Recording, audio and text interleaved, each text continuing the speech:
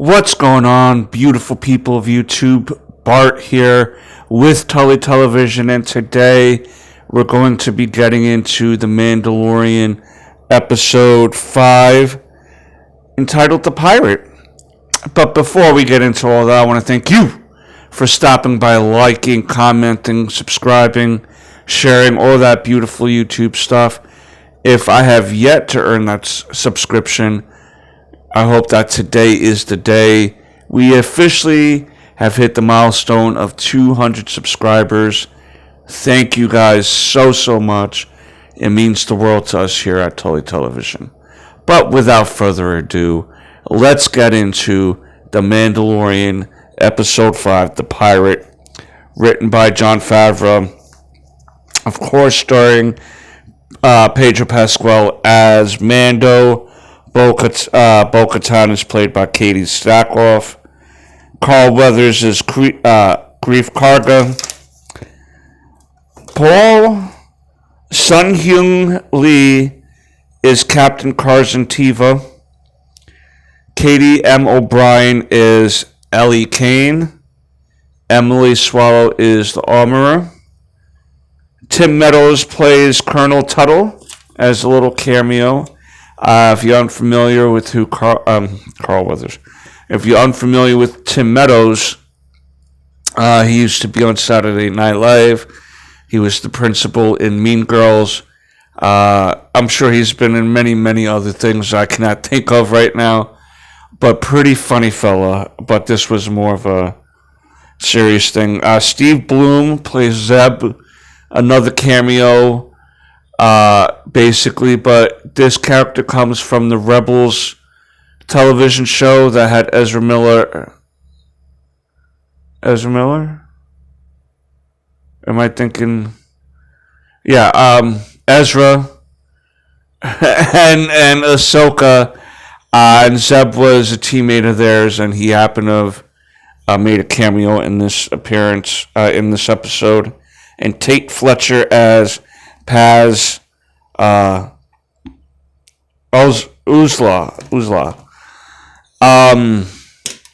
We start off basically this episode where the pirates that Karga and Mando came across early in the season come back to take over Navarro, and they are successful. But before Greef Karga takes his people to a distance away from the pirates taking over the city, he does send a distress signal out to the New Republic, and that's where we pick up. Basically, we have the captain that we've been following since season 1, who has gained a rapport, at least, with Mando, to let him know that his buddy is in trouble. Because when the captain went to his superior officer, Tim Meadows' character, he was explaining that they got more pressing matters to worry about, that they can't even protect the mid-rim planets, forget about going out to the outer rim planets. And we are seeing more and more that the bureaucracy of the New Republic is going to be the eventual downfall of them, which will give rise to the First Order. And Kane here is going to be very instrumental in that, because she comes in and tries to give her advice, but her and the captain seem to be still... He seems to know that there's something amiss, something going on. In the grander scheme of things, he's even felt that when Cara Dune was still around, but he can't exactly connect the dots. And by the time he connects the dots, it's going to be too late, as far as Admiral Thrawn coming and connecting everything. But we'll get back to the captain shortly, because then he makes an appearance at the end of the episode. But then basically, Mando explains to his Mandalorian brothers and sisters that if they help the people of Navarro, even though they were enemies at one point, that they could have a settlement there, and even though they may not be able to have a homeworld of Mandalore, maybe Navarro can be the next best thing for them. And he brings up how even the foundlings can be able to play in sunshine without worrying about living near a lake with giant crocodiles and stuff like that, you know what I mean? And flying dragons are going to eat your kids. Maybe this place might be a little bit better, at least for the time being.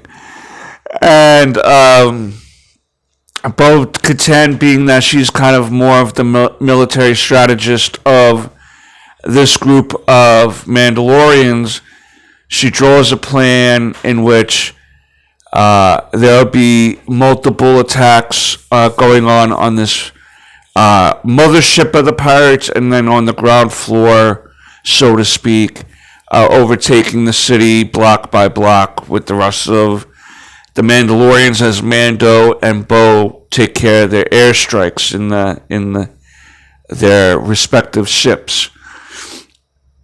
The Pirate King very much looked like bootleg Swamp Thing or Man Thing.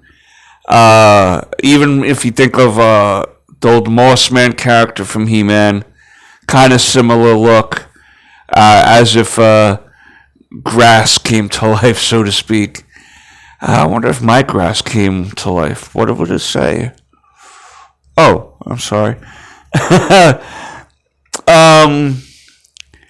And we even get to see the armorer have a little battle scene, so to speak, with her hammer.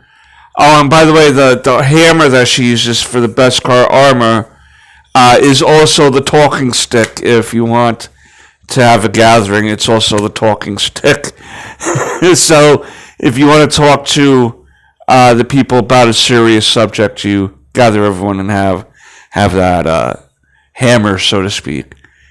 But everyone plays their part. Everyone has a couple cool scenes to show off their abilities and fighting skills and stuff like that. And Karga is very happy, and he does offer the Mandalorians a home. He acknowledges that they may have been at odds before, but feels like they can. This is definitely proof of them uniting under one homeworld to protect it, so to speak. And the Mandalorians accept that. We see Bo-Katan still being very iffy if she's going to stay with these Mandalorians or not. And we get her next phasing of her story at the end of this episode, where the armorer wants to speak to Bo-Katan about the fact that she's seen the mythosaur and feels like she's walked both ways of the Mandalore, that she's agreed to not take her helmet off, but before that she was living without her helmet on. That even at one point when the armorer asked Bo-Katan to remove her helmet, Bo-Katan was like, I'm not supposed to remove. Like, you're not getting me. You're not tricking me. But the armorer is like, do you trust me? Do you believe in me? Yes. Then remove your helmet.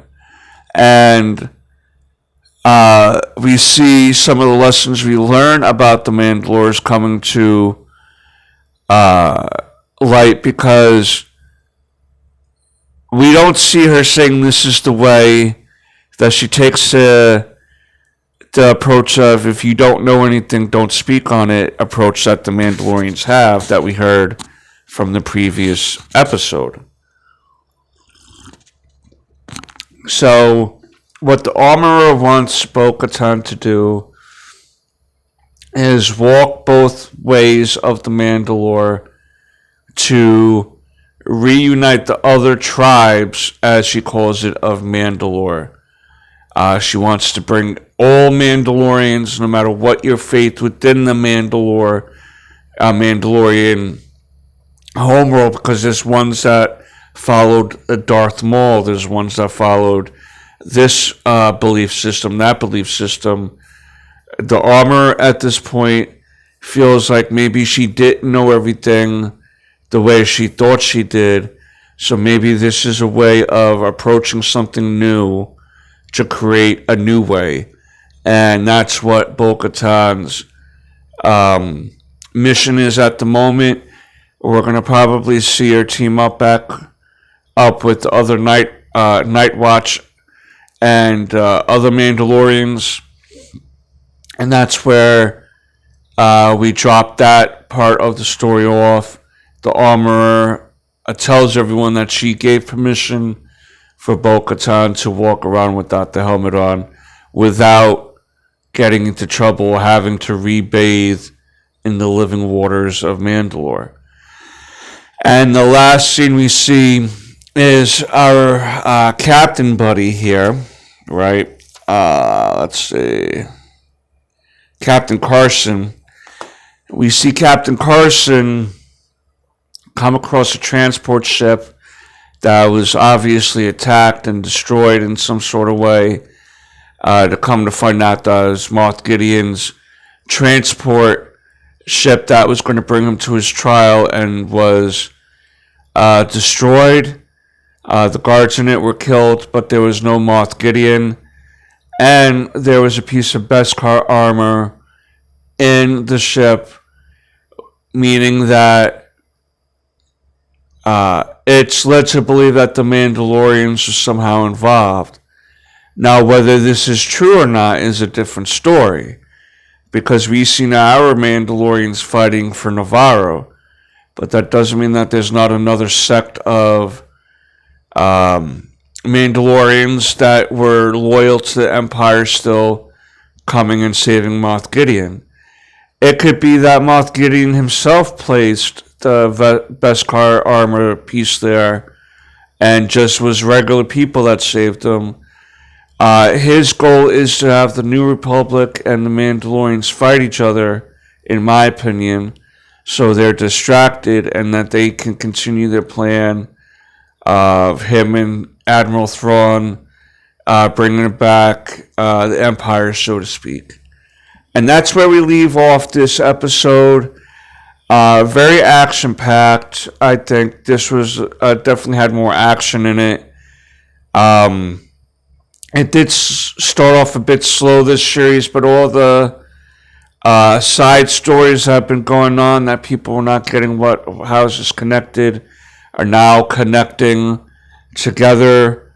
And like I said, I thought this was a pretty jam-packed with action. We get to advance the story. We get to see officially what happened to Moff Gideon. That means he's probably coming back soon. Ezra's coming back soon. Admiral Thrawn is going to be around. Ahsoka is going to be around soon. So there's so many things getting ready to happen for this series. I'm starting to now get pretty excited, and hopefully that this season ends on a high note after starting off pretty slow. I feel like I always love Star Wars, and I feel like every time some episode like this comes out, we're back on track for Star Wars, and then something happens that pisses me off about it. But for this week, I'm happy with Star Wars, at least with the Mandalorian episode. Go check it out. I hope that the rest of the season continues to be, elevates the intrigue and action and everything and the stakes. And, we'll see how this ends. I want to thank you guys again for stopping by and tuning in, staying tuned. And until next time, peace, Snookums.